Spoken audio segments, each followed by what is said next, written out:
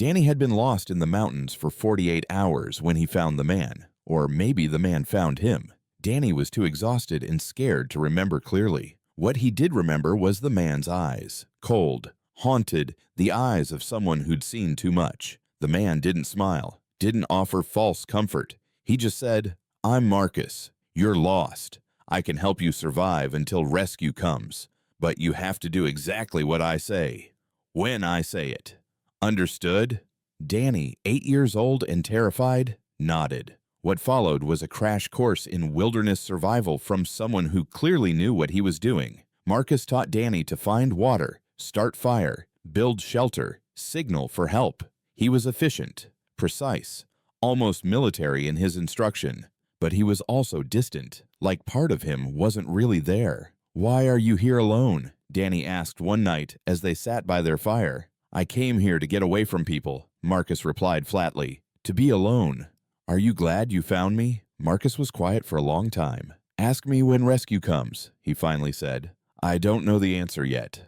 Marcus Chen had been walking for 4 days when he heard the crying. He'd deliberately chosen the most remote trails, areas where he was unlikely to encounter other hikers. The whole point was isolation, to be so far from civilization that he could simply stop existing without anyone noticing for weeks or months. The sound of a child sobbing shattered that isolation like a grenade. Marcus's first instinct was to ignore it. Not his problem, not his responsibility. He'd left that life behind, the one where he was responsible for other people's survival, where failure meant watching people die. But his training was deeper than his trauma. Years of military conditioning refused to let him walk away from someone in distress, even when every part of him wanted to. "Damn it," he muttered, turning toward the sound. He found the boy maybe 200 yards off the main trail, huddled against a tree, face filthy with tears and mud. 8 years old, maybe 9.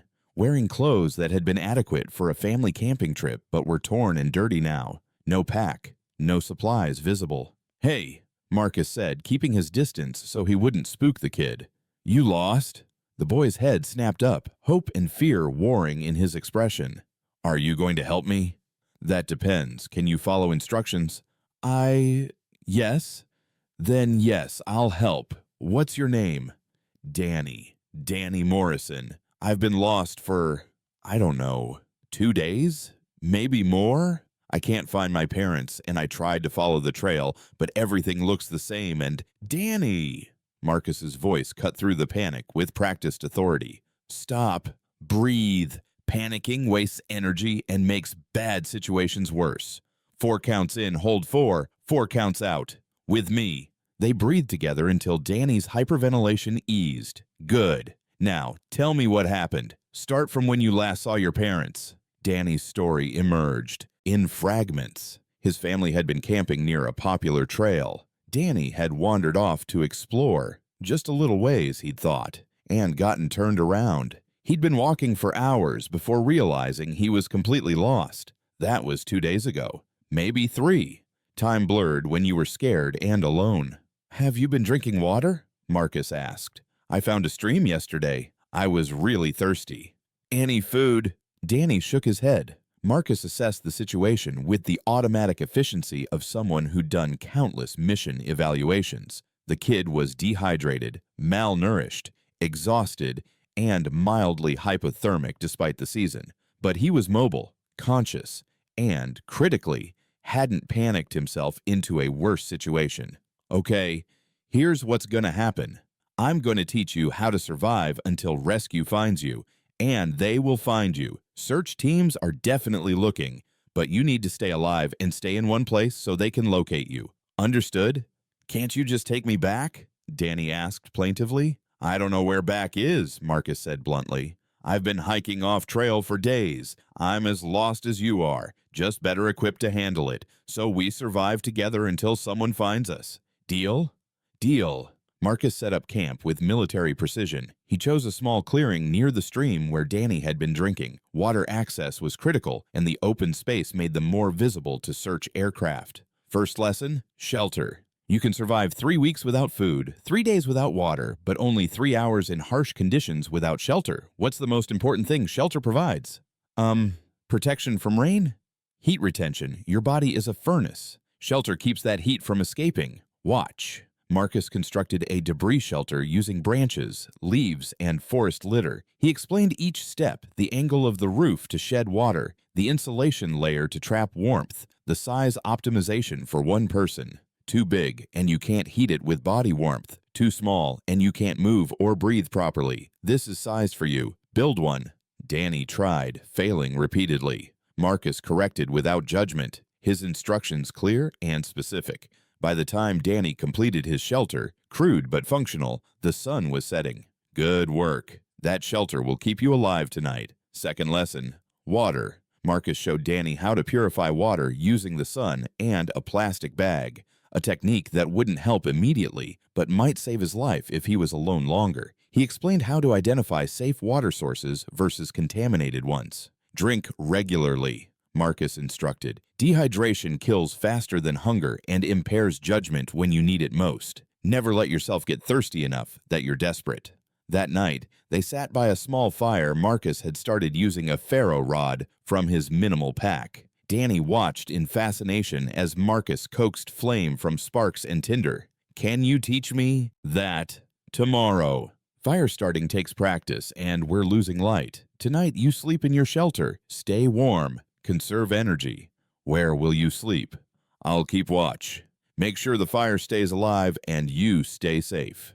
Danny wanted to argue, but exhaustion overwhelmed him. He crawled into his debris shelter and was asleep within minutes. Marcus sat by the fire, adding wood mechanically, his mind elsewhere. This wasn't how this was supposed to go. He'd come to the mountains to disappear, to let the wilderness take him the way war hadn't managed to. Instead, he was responsible for a lost 8-year-old, using skills he'd tried to leave behind. The irony was bitter. He'd spent years learning to keep people alive in hostile environments. Now, when he most wanted to stop existing, those skills trapped him in responsibility he couldn't abandon. The next morning, Marcus woke Danny before dawn. Why so early? Danny mumbled. Because mornings are when search aircraft fly, when sound carries farthest, when you have maximum energy. We're building signals. Come on. Marcus taught Danny to create visual signals, arrangements of bright clothing and reflective materials in patterns that meant SOS, clearings where smoke could be easily spotted. He showed Danny how to create noise signals using rocks and sticks. Every hour, you make noise. Yell, bang rocks together, whistle if you can. Sound travels in mountains, especially in morning calm. Search teams listen for exactly this. What if no one's looking for me?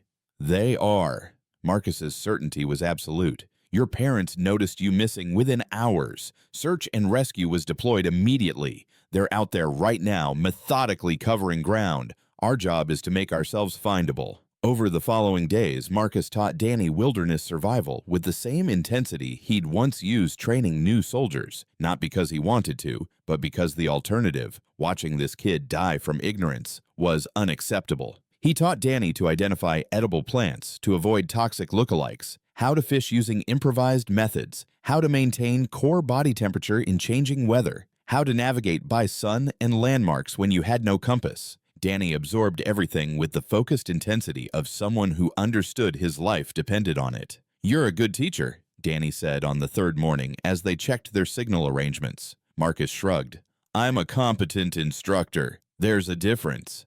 Why are you here by yourself? In the mountains? Because I wanted to be alone. But why? Marcus was quiet for a long time. Because sometimes being around people is harder than being alone. Is it because of the war? Marcus's head snapped toward Danny. How do you know about that? You move like my Uncle Rick. He was a Marine. He came back from Afghanistan different. My mom said, sad and angry at the same time. You move like him. Yeah, Marcus admitted. It's because of the war. Did bad things happen? Yes. Do you have nightmares? Marcus looked at this 8-year-old kid, lost and scared, but still curious, still trying to understand the broken adult who'd found him. Every night. Me too sometimes. About getting lost, about being alone in the dark. Maybe everybody has nightmares about something. Maybe. That night, as they sat by the fire, Danny asked the question that had clearly been bothering him. Marcus, when rescue comes, are you coming back with me? Why wouldn't I? Because you said you came here to be alone. Because you look at the mountains like you want to disappear into them. Because I think you came here to not go back." Marcus was silent. The kid was perceptive. "I hadn't decided yet," Marcus finally admitted. "Before I found you, I mean. I was just walking, seeing where I ended up. And now? Now I'm keeping you alive until rescue arrives. That's as far as my planning extends.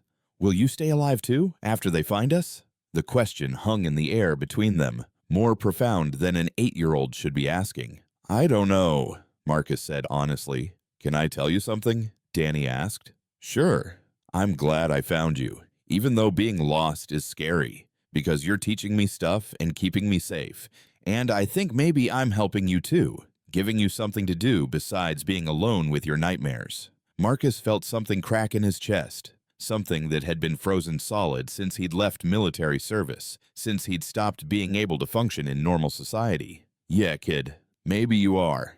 The rescue came on the morning of the 4th day. They heard the helicopter before they saw it, the distinctive thump of rotors carrying across the valley. Marcus immediately activated their smoke signal, adding green branches to the fire to create thick, visible smoke. "Stay in the clearing," he instructed Danny. "Wave your arms, make yourself visible." The helicopter circled once, twice, confirming they'd spotted the signals. Then it landed in the clearing, and suddenly everything was chaos. Search and rescue personnel, Danny's parents crying and grabbing their son, questions flying, emergency medical assessment. Marcus stood apart from the reunion, watching with detached professionalism. He'd done his job, kept the kid alive. Now he could fade back into the wilderness and finish what he'd started. But Danny broke away from his parents and ran back to Marcus. "You're coming back too, right?" "I'm not lost, Danny. I don't need rescue." "But I need you to come back," Danny insisted. "You saved me. Now let someone save you. Please." Marcus looked at this kid he'd kept alive for 4 days, who somehow saw through his carefully maintained distance to the brokenness underneath. "I don't know if I can be saved," Marcus said quietly. "You won't know unless you try. And you're brave, right? You were a soldier, so be brave enough to try." One of the search and rescue personnel approached, a woman with kind eyes and a professional demeanor. "Sir, we'd like to take you back for medical evaluation. Standard procedure for anyone who's been in wilderness for extended periods." It was an easy out. He could refuse, stay in the mountains, finish his plan. But Danny was watching him with those wide, hopeful eyes. And Marcus found he couldn't disappoint the kid who'd spent 4 days trusting him completely. "Okay," he heard himself say. "I'll come back." The helicopter ride was surreal. Marcus sat strapped in, watching the mountains recede below them, the wilderness where he'd planned to disappear growing smaller and smaller. Danny's father sat across from him, gratitude written all over his face. "Thank you," he said over the helicopter noise. "Thank you for saving our son." Marcus just nodded. He hadn't saved Danny, not really. He'd just kept the kid alive until actual rescue arrived. That was different. At the hospital, they were separated, Danny for medical evaluation, Marcus for his own assessment. A doctor checked his vitals, hydration, basic health markers. All fine. He'd been better prepared for wilderness conditions than Danny had been. Then a different kind of evaluation. A crisis counselor, young woman with a sympathetic expression, asking careful questions about why he'd been alone in the mountains, whether he'd been planning to return, whether he felt safe going back to his regular life. Marcus answered honestly, too tired to maintain pretense. "I have severe PTSD from military service. I came to the mountains because I couldn't handle civilian life anymore. I wasn't actively planning suicide, but I also wasn't planning to return. And now I'm here because a kid asked me to come back. I don't know what happens after that." The counselor made notes, asked more questions, eventually connected Marcus with veteran services, PTSD specialists, resources he'd already tried, and dismissed as unhelpful. "It's different when you have a reason," she said gently. "Treatment only works when you want to get better. Maybe Danny gave you that reason." Maybe. Marcus wasn't convinced, but he agreed to outpatient treatment, to therapy appointments, to trying one more time before he gave up completely. Danny's family invited Marcus to their home for dinner a week later. He almost didn't go, but something, maybe obligation, maybe curiosity, maybe genuine connection, pulled him there. The house was warm, chaotic, full of life. Danny's younger sister ran around playing. Danny's parents cooked while asking Marcus careful questions about his service, his plans, his life. And Danny, thriving now that he was safe, dragged Marcus to his room to show him drawings he'd made of their time in the wilderness. "This is you teaching me to build shelter," Danny explained, showing a crude but recognizable drawing. "And this is us by the fire, and this is the helicopter coming to save us." "These are good," Marcus said honestly. "I'm going to keep them forever, so I remember. My counselor says I might have bad memories about being lost, but I should also remember the good parts, like learning from you, like not being alone even when I was lost." "You were brave," Marcus told him. "Braver than a lot of adults I've known. You listened, you learned, you didn't panic." "I was scared." Being brave doesn't mean not being scared. It means being scared and doing what needs doing anyway. Danny considered this. "Are you scared now?" "Yes." "Of what?" "Of trying to live again and failing. Of disappointing people who are trying to help. Of waking up every day and having to choose to keep going." "But you'll try." "Because I asked." Marcus looked at this kid who'd been lost and terrified, but who'd trusted a broken stranger to keep him alive, who'd somehow seen past the coldness and distance to recognize someone worth saving. "Yeah," Marcus said. "I'll try."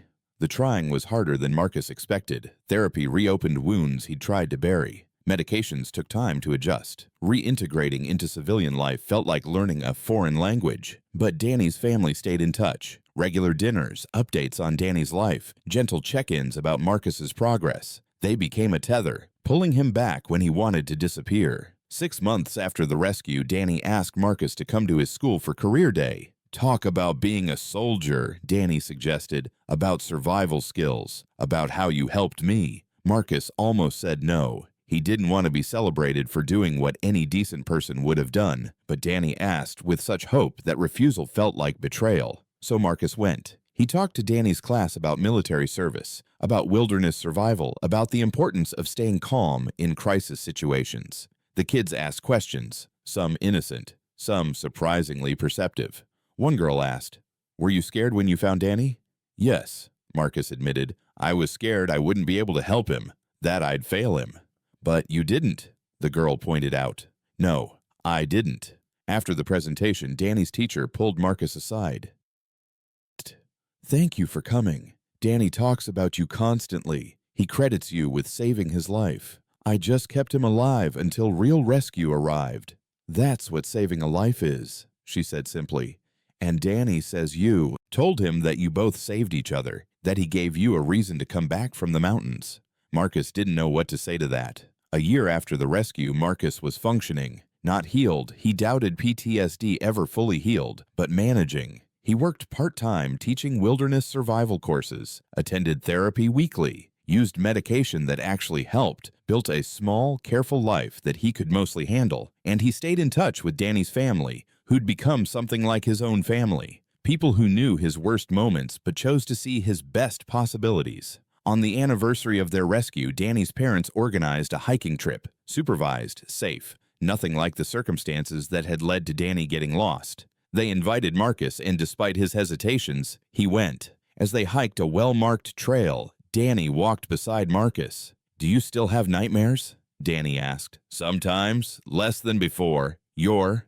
"Sometimes too, but they're not as scary now. Because I remember that even when I was lost, I wasn't really alone. You were there. You saved yourself," Marcus told him. "I just gave you tools." "We saved each other," Danny insisted. "You taught me survival. I taught you it's okay to let people help you." Marcus smiled, a real smile, the kind that had been rare for years. "Yeah, I guess you did." They reached a viewpoint overlooking the valley where they'd been rescued a year ago. Marcus looked at the wilderness that had almost claimed them both. Him through deliberate choice, Danny through childhood accident. "Are you glad you came back?" Danny asked. "From the mountains, I mean. Are you glad you didn't stay there?" Marcus thought about the past year, the hard work of therapy, the slow rebuilding of life, the connections he'd made, the purpose he'd found teaching others what he knew. "Yeah," he said, and meant it. "I'm glad I came back." "Good, because I would have missed you." They stood together in comfortable silence, two survivors of different traumas who'd found each other in desperate circumstances. Marcus had gone to the mountains seeking an ending. Instead, he'd found a beginning, messy, difficult, but worth living. The wilderness stretched out before them, beautiful and dangerous and indifferent. It had almost taken them both. Instead, it had given them something neither had expected, each other, and through that connection, Chen, a reason to keep going.